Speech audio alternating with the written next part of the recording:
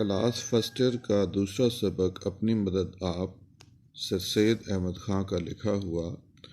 رفتہ رفتہ نیچر کی گردش نے موجودہ نسل کو زرخیز اور بے بہا جائیداد کا وارث کیا جو ہمارے پرکھوں کی ہوشیاری اور محنت سے مہیا ہوئی تھی، اور وہ جائیداد ہم کو اس لیے نہیں دی گئی کہ ہم صرف مثل مارے سر گنج اس کی حفاظت ہی کیا کریں، بلکہ ہم کو اس لیے دی گئی ہے کہ ہم اس کو ترقی دیں اور ترقی یافتہ حالت میں آئندہ نسلوں کے لیے چھوڑ جائیں۔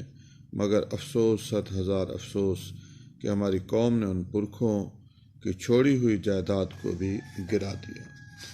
اس کا سیاق و سباق اجمالی کے بجائے مثالی لکھا ہوا ہے۔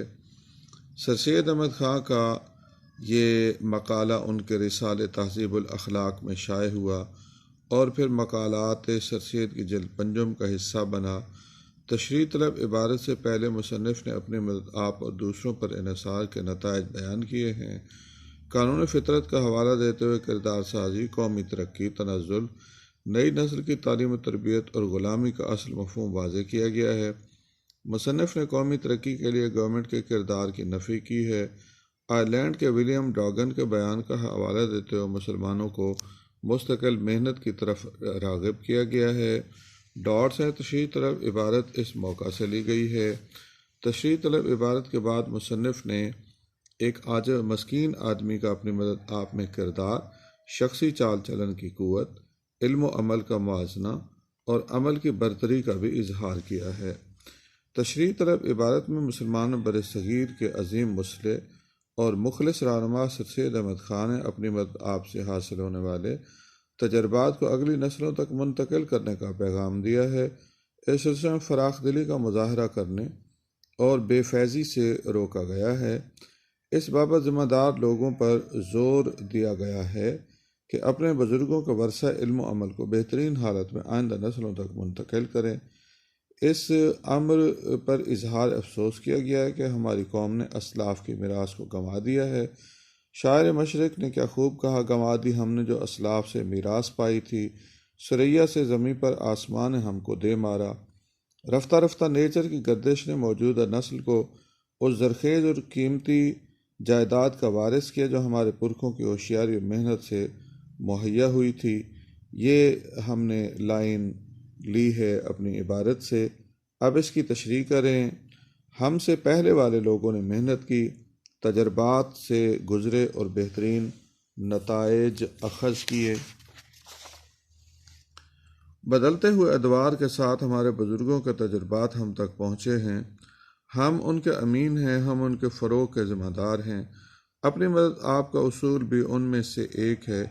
نسلوں کا تجربہ جمع ہوا اور یہ مثل بنی کہ خدا ان کی مدد کرتا ہے جو آپ اپنی مدد کرتے ہیں۔ وہ جائیداد ہم کو اس لیے نہیں دی گئی کہ ہم صرف خزانے پر بیٹھ کر سانپ کی طرح اس کی حفاظت ہی کیا کریں۔ تو یہ جملہ ہم نے عبارت سے لیا، اب اس کی تشریح کریں۔ ہماری داستانوں میں سانپ ایک بے فیض کردار کے طور پر نظر آتا ہے۔ کہانی کا ہیرو خزانہ تلاش کرتے کرتے خزانے تک پہنچ تو جاتا ہے، مگر اس پہ بیٹھا ہوا سانپ ہیرو کو نزدیک نہیں آنے دیتا، بلکہ اسے دیکھتے ہی پھن پھیلا لیتا ہے۔ ہم بھی بزرگوں کے تجربات، ان کے ترکہ اور ورثہ پر سانپ کی طرح نہ بیٹھ جائیں، یعنی بے فیض نہ بنیں۔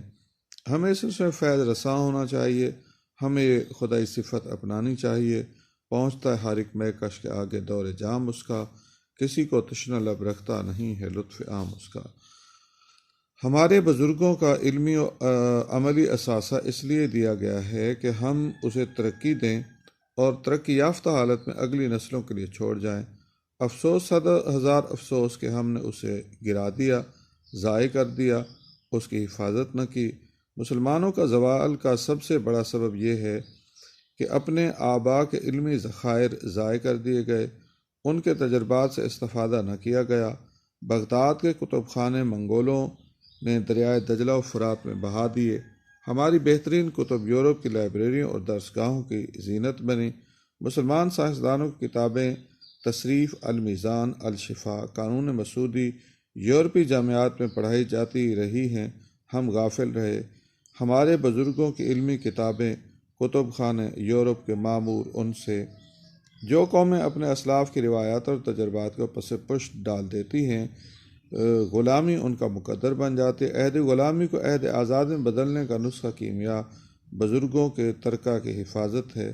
سر سید احمد خان دورہ برطانیہ میں، تو یہ پہلے پیرے سے یہ لائنز آپ لے کے یہاں بھی لکھ سکتے ہیں۔